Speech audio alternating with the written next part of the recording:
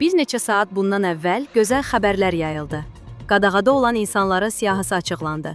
Bu siyahını tərtib edən insanlara təşəkkürümü bildirirəm.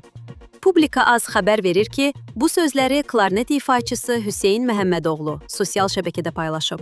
O bildirib ki, siyahıya əlavə olunmalı daha bir neçə müğənni var.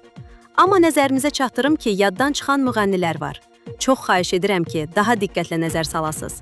Siyahıya daxil edilməyən bayağı, Azərbaycan televiziyasını və zövqləri korlayan, danışığını bilməyə müğənnilər var.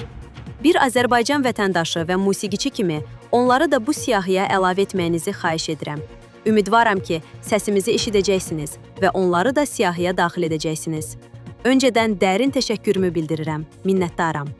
Qeyd edək ki, yerli kanallarında yayımlanan verilişlər mədəniyyət və incəsənət xadimləri tərəfindən ciddi tənqid edildikdən sonra bir sıra bayağı müğənnilərin efirə çıxışına qadağa qoyulub.